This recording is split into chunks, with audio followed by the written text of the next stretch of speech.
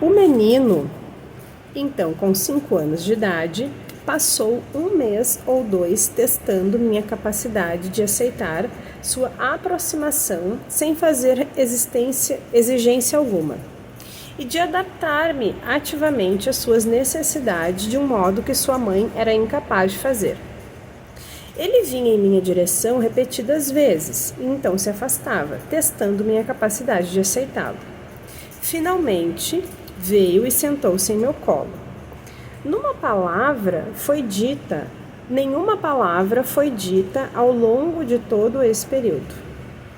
A fase seguinte de seu relacionamento comigo assumiu uma forma um tanto inesperada. Ele entrava dentro do meu casaco, virava de cabeça para baixo e escorregava em direção ao solo por entre as minhas pernas, e isso se repetiu várias vezes. Quando ficou inteiramente estabelecido esse procedimento, o que implicou uma decisão sua de que eu podia ser usado como a mãe de que ele necessitava, o menino passou a levantar-se do chão e exigir mel. Eu arranjava o mel. E mais tarde, uma mistura de óleo de fígado de bacalhau e malte, mais fácil de conseguir durante a guerra. Olha quando que ele escreveu isso, hein? Eu não tinha que estar dando pitaco, né? Mas tudo bem. E ele servia-se de uma grande quantidade, uns 200 gramas, e comia imediatamente com intenso prazer. Esse foi o começo de uma fase de tremenda atividade oral, acompanhada de salivação excessiva. Sua saliva formava uma poça na soleira da porta, enquanto esperava que eu abrisse. Antes dessa fase, seus desejos orais apareciam apenas na forma de objetos alucinados, que ele chamava de kuffers, besouros. Kuffers quer dizer besouros, que surgiam nas paredes e dos quais ele tinha muito medo. A interpretação que lhe permitiu deixar para trás esses insetos alucinados foi a de que eles eram sua própria boca. Na fase seguinte, ele próprio tornou-se um besouro, e dali em diante iniciou-se a fase que eu estava descrevendo acima, na qual ele me testava como mãe capaz de adaptar-se ativamente. Depois dessa experiência, passei a acreditar que os traços das memórias do nascimento poderiam realmente existir. Obviamente, em muitas análises surgiram coisas desse tipo durante o brincar, e em ocasiões ainda mais numerosas durante as brincadeiras de crianças normais, e em nossas próprias brincadeiras quando crianças. O caso seguinte também apresenta alguns aspectos produtivos para o estudo da experiência do nascimento. A senhorita H é uma enfermeira de 50 anos. Foi tratada por mim aos 25, numa época em que eu era médico residente no Hospital São Bartolomeu. E tinha tido, tá em inglês, tá? Eu vou ler em português. Pois quem quiser vai lá buscar o texto. E tinha lido apenas 1 ou 2 livros de psicanálise. Essa paciente sofria de uma grande neurose, incluindo uma constipação de um grau que eu jamais havia visto e que nunca mais vi. Ela era estenodatilógrafa, mas depois de tratar-se comigo, tornou-se enfermeira no hospital. Mais tarde, especializou-se no trabalho com crianças psicóticas. Tem uma rara compreensão intuitiva das necessidades de crianças em estado de regressão. No tratamento dessa paciente, caracterizado pela catarse, ela deitava-se e dormia, e subitamente acordava no meio de um pesadelo. Eu a ajudava a acordar, repetindo muitas vezes as palavras que ela havia gritado durante o ataque agudo de ansiedade. Dessa forma, quando acordava, eu lhe permitia manter contato com a situação de ansiedade e assim recordar-se de todo tipo de incidente traumático desde sua mais tenra infância. Eu nunca soube o que fazer com sua reconstrução do nascimento. Memórias do nascimento apareciam adornadas por elementos fantásticos visivelmente derivados de todos os outros estágios de desenvolvimento, inclusive da sofisticação pertencente à adolescência, quando não da vida adulta. No entanto, o efeito geral parecia-me real por sua terrível intensidade. Ao mesmo tempo que duvidava dos detalhes descritos como memórias, percebi-me pronto a acreditar no afeto que os acompanhava. Ultimamente, essa paciente vem cuidando de uma menina de 7 anos, um caso de psicose autística. Um tratamento analítico, né? Está em tratamento analítico. Ai, não pode atender autista na psicanálise, é mesmo? Ai, a senhorita H adoeceu repentinamente e, sem conseguir avisar a ninguém, simplesmente não foi trabalhar, sendo que sua tarefa consistia em trazer a menina para a análise e cuidar dela durante o dia. Fui visitá-la e descobri que ela estava se recuperando de uma doença que não lhe era estranha, mas que nunca tinha sido tão aguda. Ela teve que ficar de cama por algo que chamava de blackout. Ficou deitada de lado, encolhida e absolutamente imóvel, incapaz de fazer o que quer que fosse, e tão próxima da inconsciência quanto possível. Um médico foi chamado e disse que não encontrava nada de errado em seu corpo. Enquanto estava nesse estado, não conseguia fazer nada que tivesse a ver com comida. Aos poucos, recuperou a consciência e permitiu que a levassem para a casa de uma amiga. Depois de uma semana ou 10 dias, começou a melhorar. Ela geralmente me mantinha informado sobre os casos com os quais trabalhava, mas desde a época em que estava se tratando comigo, 20 anos antes, até esse episódio, jamais me perguntou coisa alguma sobre si mesma. Desta vez, no entanto, antes de retomar o emprego, veio me ver. Sentou-se e perguntou: "O que você acha desse blackout? Por que será que aconteceu?" Eu não tinha a menor ideia e lhe disse isso. Então ela continuou a falar e comecei a perceber que, embora ela não tivesse a intenção de ter uma sessão terapêutica, estava me fornecendo material vindo do inconsciente que me permitiria dar uma explicação para o seu blackout. Descobri que ela estava morando com essa menina de 7 anos e estava muito estreitamente identificada com ela, como sempre ocorria com as crianças psicóticas sob seu cuidado. Contou-me que, para compreender o estado da menina, ela a imitava tanto quanto possível, colocando a mão nessa posição, andando assim e assado, e por aí vai, a fim de poder sentir o que a menina sentia tanto na mente como no corpo. Acontece que a menina entrou num estado de ansiedade aguda e passou a ter medo enorme de andar de metrô. A senhorita H vinha tentando levá-la ao metrô para distraí-la e para mostrar-lhe que o metrô não era tão terrível assim. Uma grande quantidade de material desse tipo fez com que me desse conta subitamente de que era preciso que eu dissesse à senhorita H que ela própria estava revivendo a experiência do nascimento, em conjunto com a menina. Não se tratava aqui de reconstrução histérica. Ela de fato estava precisando reexperimentar a coisa física, o que em seu caso incluía uma sensação de asfixia. As interpretações nessa direção produziram um efeito dramático. A senhorita H sentiu-se melhor, compreendeu o que estava acontecendo e retomou seu trabalho, cheia de confiança. O médico que atendia disse-me: por algum motivo, a senhorita H parece muito melhor desde que esteve doente. Depois disso, ela continuou fazendo um bom trabalho, tendo uma compreensão mais objetiva da ansiedade da menina, o que vem sendo muito importante no tratamento desse caso. Pacientes histéricos dão-nos a impressão de estar atuando, mas nós sabemos melhor do que eles que há verdadeiros afetos sendo exibidos e ocultados nas manifestações histéricas. Em muitas análises de crianças, o brincar ligado ao nascimento é importante.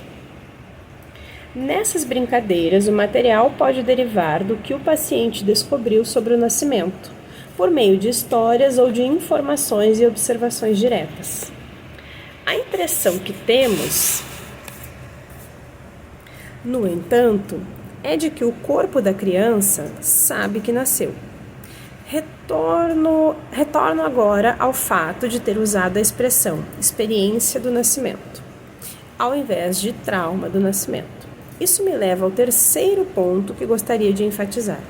Creio que as sugestões de Freud tornam-se muito mais compreensíveis quando ele separa experiências do nascimento de trauma do nascimento. Greenacre também sublinha essa ideia. É possível que as experiências do nascimento sejam tão suaves que dificilmente se tornam significativas. Esse é meu ponto de vista atualmente. Ao contrário, as experiências do nascimento que fogem ao normal, além e acima de um certo limite, tornam-se traumas do nascimento e são intensamente significativas. Num caso em que houve uma experiência do nascimento normal, o material ligado ao nascimento não costuma aparecer na análise de um modo que chame a atenção. Ele estará lá, mas se o analista tiver dificuldade para pensar em termos do nascimento, é pouco provável que o paciente venha forçar o assunto nesses termos. Haverá contextos mais urgentes e mais relevantes para a ansiedade que tanto o paciente como o analista estão tentando alcançar. No entanto, quando a experiência do nascimento foi de fato traumática, ela estabelece um padrão. Esse padrão surgirá através de detalhes variados, com os quais é preciso lidar e que precisam ser interpretados, cada qual por seu próprio direito e no momento adequado. Gostaria de enfatizar, no entanto, que uma interpretação em termos de trauma do nascimento não irá subitamente produzir um alívio total e permanente. Na verdade, visto que o trauma do nascimento é real, trata-se de algo para o qual é uma pena estarmos cegos. Em certos casos e em certos momentos, a análise necessita inteiramente que o material referente ao nascimento seja aceito em meio de outros tipos de material. Quando ele fala material, são as coisas que as pessoas falam, né, os fatos que as pessoas falam na análise. Explicando. Vão perguntar para a mãe de vocês como é que foi o nascimento de vocês. Seria útil considerar 3 categorias de experiências do nascimento. A primeira é a experiência normal, ou seja, saudável, uma experiência positiva e valiosa, de significância relativa. Ela fornece o padrão de um modo de vida natural. Esse modo de vida normal pode vir a ser fortalecido por diversos tipos de experiências normais subsequentes, fazendo com que a experiência do nascimento seja um elemento numa série de fatores favoráveis ao desenvolvimento da confiança, do senso de sequência, da estabilidade, da segurança e por aí vai. Na segunda categoria, temos a experiência traumática comum, que acaba por misturar-se a diversos outros fatores ambientais traumáticos, exacerbando-os e sendo exacerbada por eles. No momento posterior, abordarei o terceiro tipo de experiência do nascimento, da natureza traumática extrema. Já deve ter ficado claro que, para mim, é difícil pensar nos fenômenos pertencentes à ansiedade como sendo determinados por um trauma do nascimento, pois isso implicaria que o indivíduo nascido de modo natural não teria ansiedade ou não teria como mostrar que está ansioso. Seria um absurdo. Gostaria de trazer para a discussão, neste momento, a palavra ansioso. Não consigo pensar no bebê que está nascendo como ansioso, pois não existe repressão nem inconsciente reprimido nesse estágio tão inicial. A gente nasce uma tela em branco, né, gente? Se a ansiedade significa algo simples, como o medo ou a irritabilidade reativa, tudo bem. Parece-me que o termo ansioso pode ser aplicado quando o indivíduo vê-se às voltas com alguma experiência física, excitação, raiva, medo ou qualquer outra, que ele não pode nem evitar nem entender. Ou seja, ele desconhece a parte maior das causas do seu estado. Com o termo desconhece, refiro-me ao inconsciente reprimido, caso ele se torne consciente do que está ocorrendo. Ele não sentirá mais ansiedade, e sim excitação, medo e raiva. Isso é interessante. Freud, em Para Além do Princípio do Prazer, afirma: angústia designa um estado como de expectativa do perigo e preparação para ele, ainda que seja desconhecido.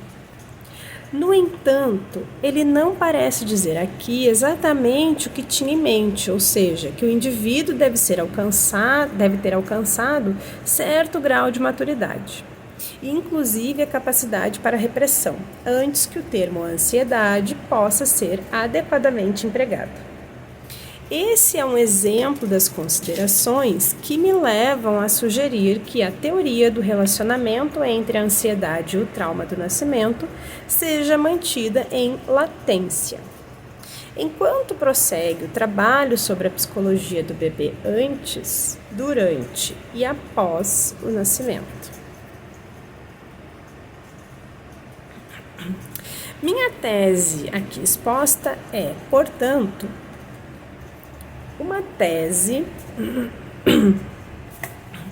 composta baseada na ideia de que as experiências normais do nascimento são boas e podem prover o fortalecimento do ego e a estabilidade. Só.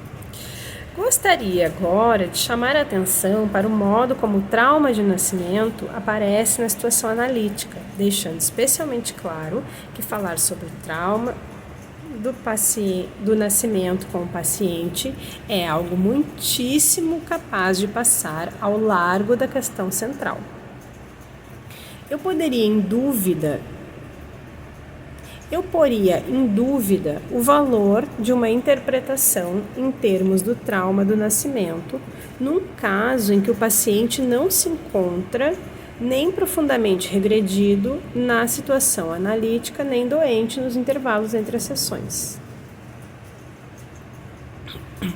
Um dos problemas de nossa técnica psicanalítica consiste em saber qual a idade do paciente no interior da relação transferencial. Em certas análises, durante a maior parte do tempo, o paciente tem a sua própria idade. E podemos colher todo o material necessário relativo à infância através de memórias e fantasias explicitadas de uma forma adulta. É verdade. Faz uma investigação. Não creio que nesses tratamentos a interpretação do trauma do nascimento tenha alguma utilidade. Ou então o material relativo ao nascimento aparecerá em sonhos, que podem ser interpretados em todos os níveis. No entanto, devemos permitir que a análise vá mais fundo, quando necessário, e não é preciso que o paciente esteja muito doente para, de vez em quando, ser um bebê durante uma sessão analítica. Nesses momentos, ocorrem muitas coisas que é preciso compreender sem recorrer à descrição verbal imediata. Estou me referindo a algo que é ainda mais infantil que o comportamento de uma criança brincando com brinquedos. Dependendo das predileções do analista e do diagnóstico do paciente, será mais ou menos inteligente trabalhar com ele nesses termos. O que estou tentando deixar claro é que, se experiências do nascimento aparecem na situação analítica, haverá, com certeza, muitas outras evidências de que o paciente se encontra em estado de extrema infantilização. Próximo vídeo.